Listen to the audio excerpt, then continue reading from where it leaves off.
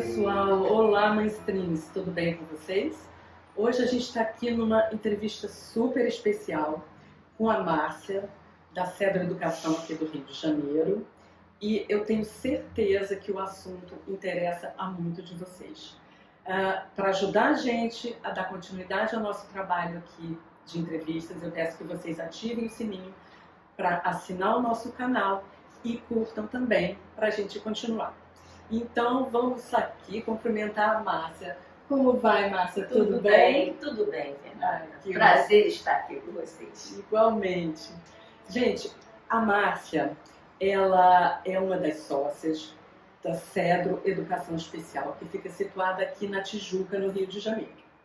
E o trabalho deles, a Campus Humana conheceu, e eu não poderia deixar de falar tudo para vocês sobre a Márcia, esse trabalho. Primeiro, Márcia, se apresenta, por favor, para a gente. Fala da sua formação e como que começou o seu trabalho aqui no Cedro. Bem, meu trabalho aqui no Cedro começou há 30 anos. Nós já vamos fazendo 30 anos de Cedro. E começou assim, eu terminei o meu mestrado e estava na época quase de eu me aposentar do município, que eu trabalhava com educação especial no município do Rio de Janeiro. Eu disse, o que eu vou fazer com esse mestrado? Aí eu percebia que quando terminava o tempo da escola e que eles entravam na fase adulta, não havia muita oferta de coisas para eles, né? Enquanto na época de escola todo mundo tinha onde ir. E ali parava não. Eu justamente tinha feito um trabalho no meu mestrado justamente voltado para o adulto, com deficiência mais severa. Que a minha orientadora não é, acho que foi a Maria Cecília Cardoso, e ela tinha toda essa formação na parte do adulto com deficiência severa. E daí, então, nós pensamos, eu e ela pensamos em abrir alguma coisa. Abrimos a Cedro, começamos a Cedro. Ela, um tempo depois, ela casa com um americano e foi embora para os Estados Unidos. Aí eu tive que ter 3 sócias, foi quando aí chamou a Brandira também, tinha outras sócias, chamei a Brandira. E nós fomos botando o trabalho em frente. E o trabalho, realmente, que nós queríamos, não era uma coisa tipo escola, porque o que havia todo mundo oferecia, ou escola, ou naquela época tinha muita oficina, tinha que trabalhar em oficina, 30 anos atrás, né? E nós pensamos num espaço, porque eu já tinha ido à Inglaterra ver alguma coisa dos Estados Unidos também, eu tive um tempo numa bolsa nos Estados Unidos, que podia mais ser.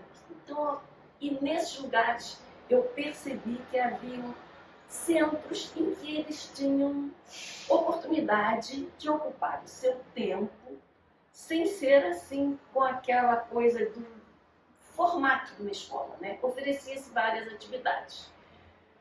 E eu disse assim, é por aí que eu vou. Eu custei muito a conseguir explicar às pessoas o que eu estava fazendo. Né? Porque era uma coisa nova. Né?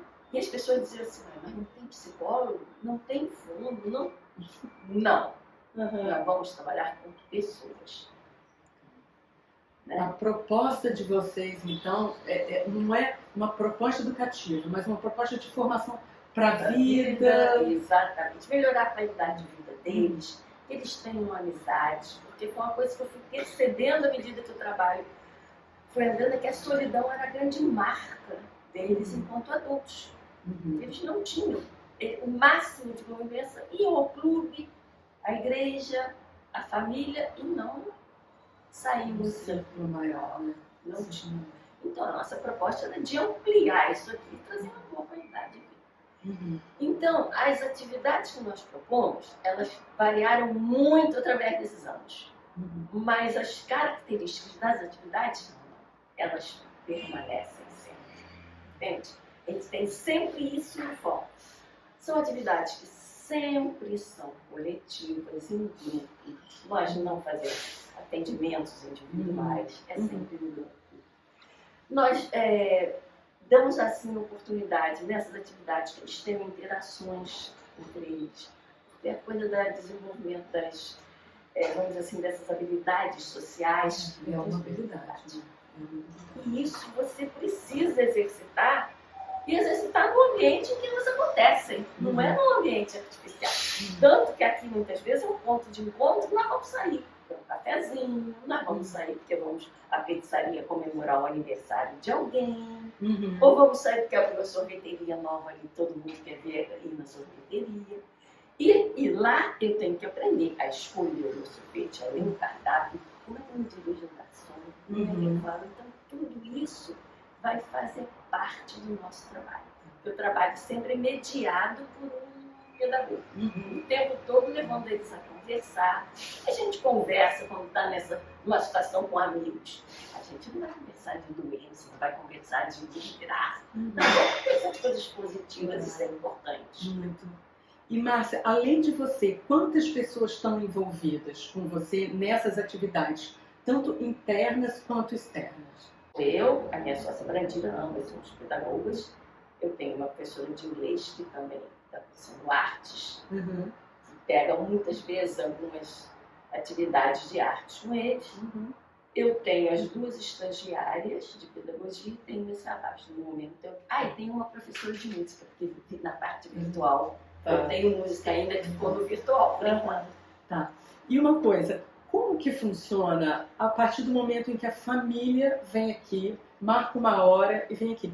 Como que são essas primeiras conversas? Quais são as expectativas dessas mães ou pais, eu não sei, a maioria das pessoas que vêm essa primeira vez? Quem são essas pessoas? O que elas esperam da Cedro? E o que elas esperam é igual ao que os jovens ou adultos que vão vir depois aqui esperam? Qual é a expectativa de cada uma dessas pessoas, dessa família? Bem, tudo começa com alguém me procurando, né?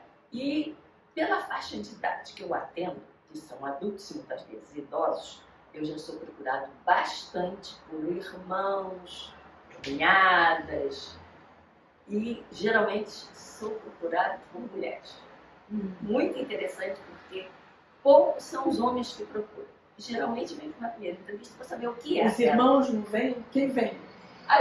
Mandam a esposa. Mandam a esposa para essa primeira conversa. É muito interessante isso. Mandam a esposa.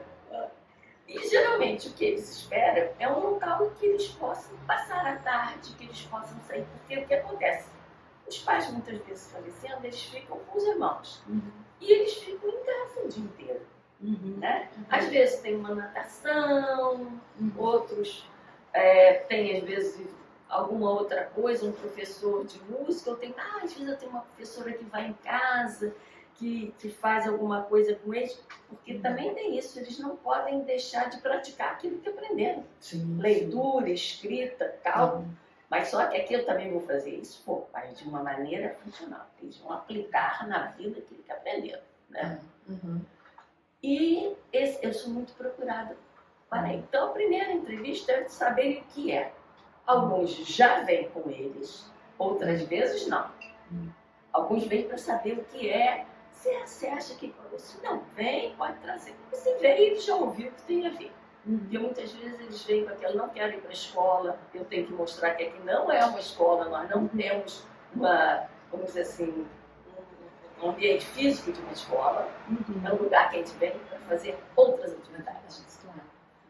Então, o que eu faço? Eles vêm, a família toma conhecimento do que é e tem uma primeira entrevista com eles. Eu tenho uma entrevista com a família e depois eu tenho uma entrevista com eles sozinhos, em que eles vão falar das expectativas, do que eles gostam, de futebol, a escola de samba que eles gostam, tudo, e saber o que nós oferecemos. Aí sim, aí ele pode experimentar aquilo que ele gosta, porque se são adultos, ele tem que escolher. Eles escolhem o que querem fazer. E até se querem ou não participar. Não é uma coisa assim, eu vou para a Cedro, então a Cedro oferece isso. Não. Eu tenho gente que não gosta da aula de música, eu tenho gente que gosta de dança, eu tenho gente que não gosta, então é à vontade. A maioria dos jovens e adultos que você recebe aqui, qual é a maioria dos diagnósticos? Deficiência intelectual, TEA? Quais são a maioria? Deficiência intelectual. Até porque durante muito tempo só trabalhei com deficiência intelectual. Mas ultimamente eu tenho uma procura do TEA. E como eu não estou trabalhando em cima da deficiência. Sim, São claro, pessoas. isso é muito importante. Eu não São quero pessoas. saber da deficiência. A deficiência eu aprendo É. lá na Aham. internet. Vou no Google e leio tudo. Eu quero saber Legal. daquela pessoa. Uma pessoa, com certeza. Aí, então, o que eu faço? Eu deixo bem claro para a família, olha, ele vai nos conhecer, nós vamos conhecer a ele. Uhum. Para ele poder escolher o que ele quer fazer. Uhum. Né? Com certeza. E aí, a procura, gente, se ele se enquadra, se ele gosta, se ele quer ficar, aí nós começamos, aí nós montamos um plano de trabalho, Uhum. que é uma coisa individualizada. Cada um tem o seu aqui. E cada um a gente está trabalhando uma coisa. E até em questões de assim, autonomia, né? A autonomia é muito importante. Às vezes as famílias não conseguem dar um mínimo de autonomia porque ficam preocupadas, super protegem.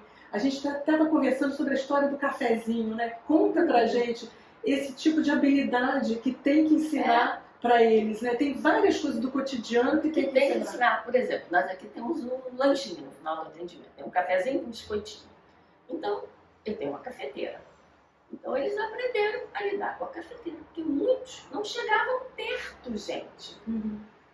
Não tinha a menor habilidade. Uhum. Aprender a se servir quando vão nos lugares, aprender até a escolher. Uhum. Porque o que eu observava é assim. Você vai, por exemplo, na sorveteria. Perguntavam a eles assim, você quer chocolate, sorvete de chocolate ou sorvete de morango?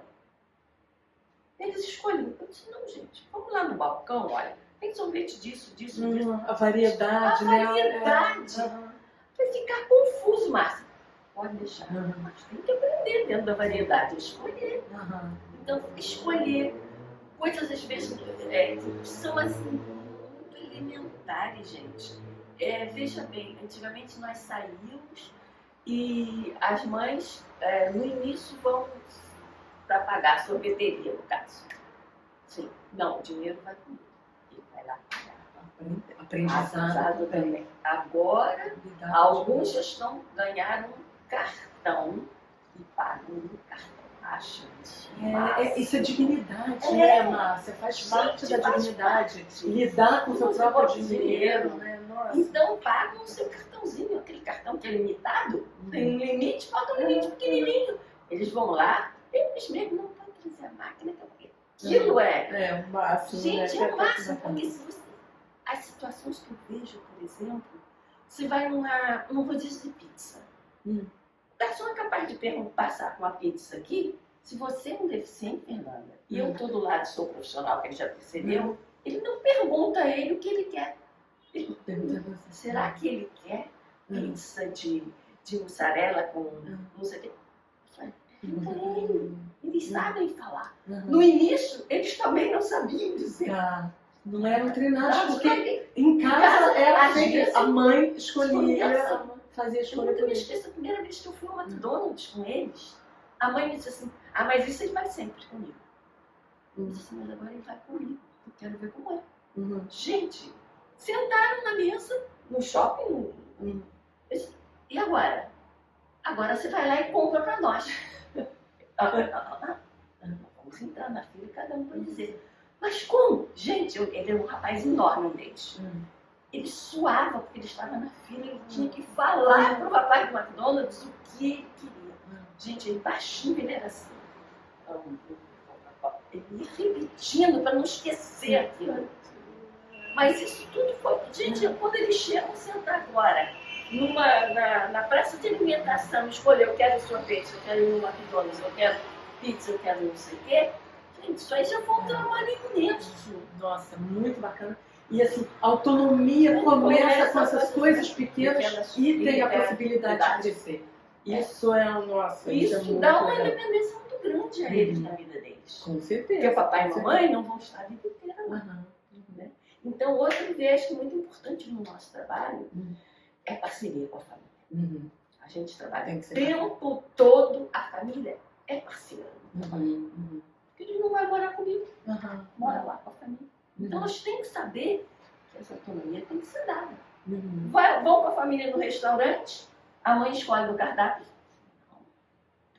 Não sabem bem. Escolhe.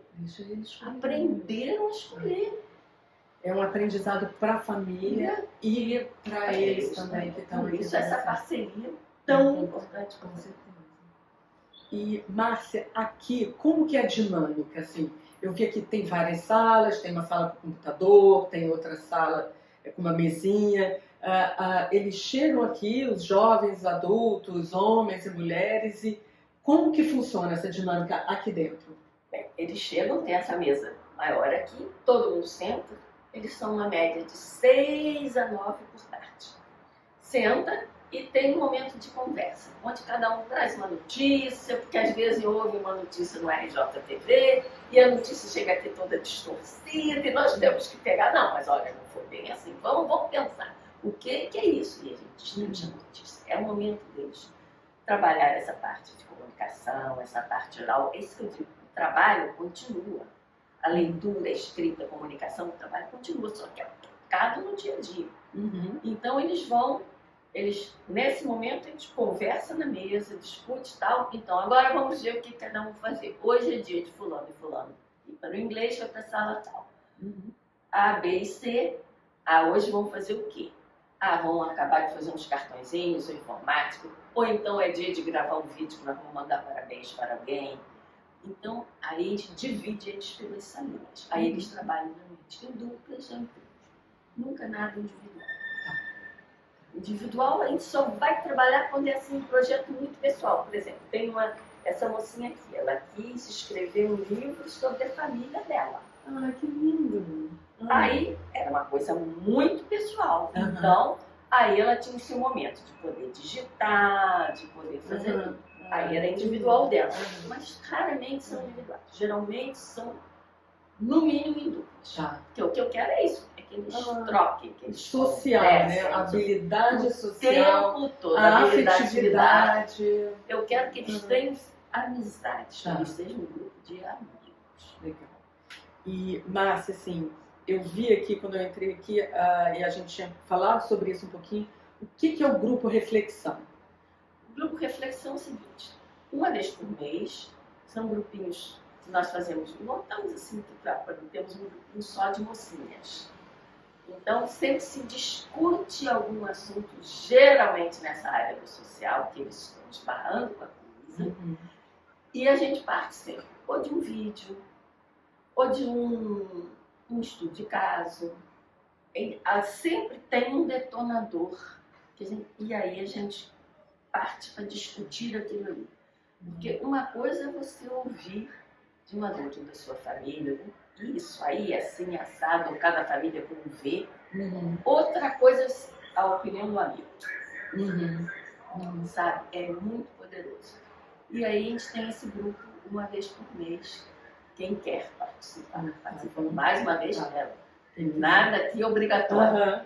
Eu quero participar do grupo Reflexão. Então tem isso aí, participa. Por exemplo, num dos nossos grupos nós tínhamos um rapaz que ele dizia para nós, eu estou com uma dificuldade no condomínio que eu fui e mudei. Rapaz com síndrome de Down. Eu disse, mas tem. E ele não identificava qual era a dificuldade. Ele só dizia assim, as pessoas não gostam de mim. Eu disse, não. Aí começamos botamos isso no grupo. Ele contou.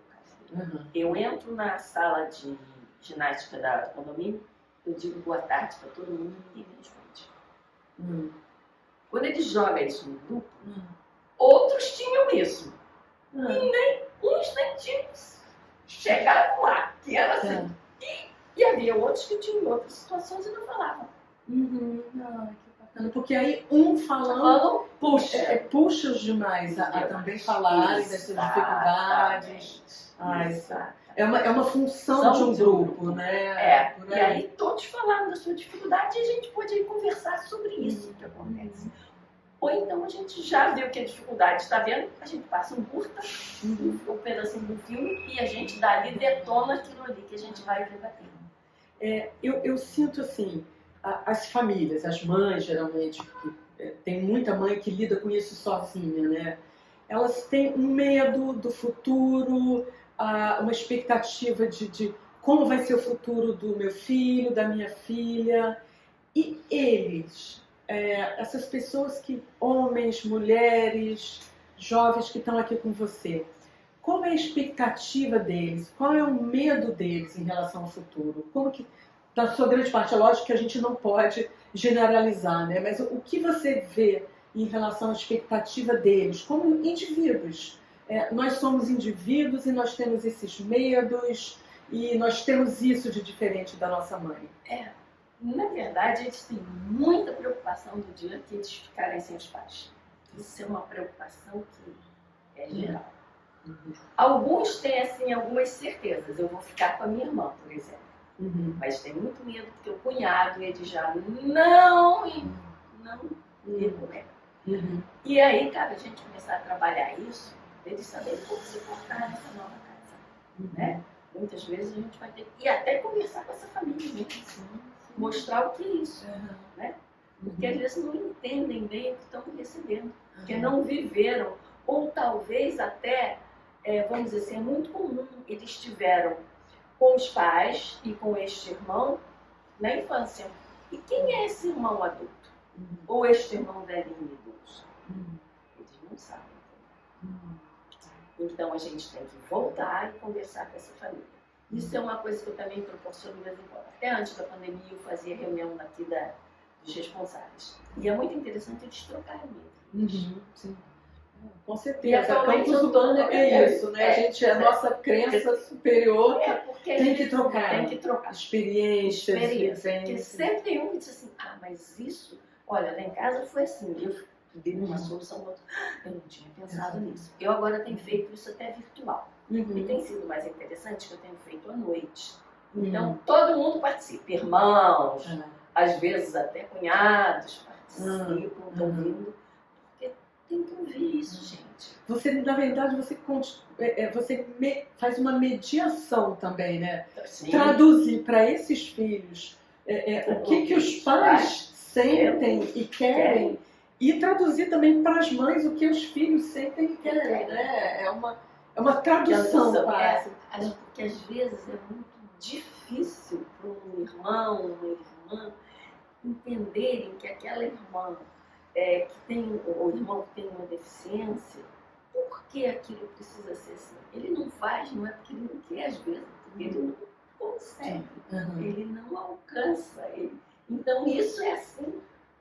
Muito difícil. Porque para quem não convive, quem não está o dia inteiro com eles, entender. Márcia, repete sem parar a mesma coisa. A gente precisa dessa repetição, com certeza. Para se tranquilizar que aquilo vai acontecer. Na hora que você disser que vai ser assim, ele tranquiliza. Por exemplo, tem uma coisa que eles ficam repetindo, vão lá atrás na família.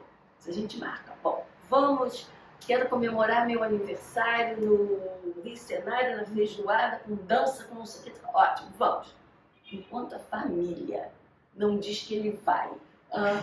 Ele fica enlouquecido em casa. Gente, olha aqui, só vocês informarem.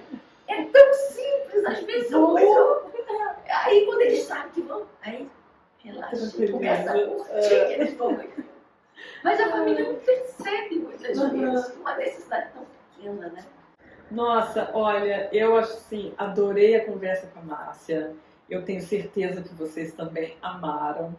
E a gente vai deixar no nosso Instagram o contato da Cédula, o contato da Márcia, se vocês quiserem mais informações. E queria, por fim, te agradecer, Márcia. Muito bom. Foi um prazer enorme conhecer você e esse trabalho magnífico de vocês. Vocês estão de parabéns. Muito obrigada. Dá uma palavrinha aqui para as nossas mães. Uma última palavrinha. O que eu posso dizer para vocês? Nós estamos aqui a receber vocês, tanto presencial quanto virtual. Porque com a pandemia eu fiz um trabalho virtual com eles durante 2 anos e eu não estou conseguindo, vamos dizer assim, terminar, porque eu estou com gente de outros estados que vieram com esse virtual. Então, se vocês estiverem longe, quando puderem se locomover, nós também estamos agora com uma proposta virtual. Se quiserem nos conhecer, é o maior prazer, sem compromisso algum. Vocês podem vir conhecer a Cédula. Nós estamos aqui para vocês verem o nosso ambiente, quem somos nós, o que atividades fazemos. Estamos abertos a isso. Será um prazer estar com vocês aqui. Que ótimo, gente. Obrigada.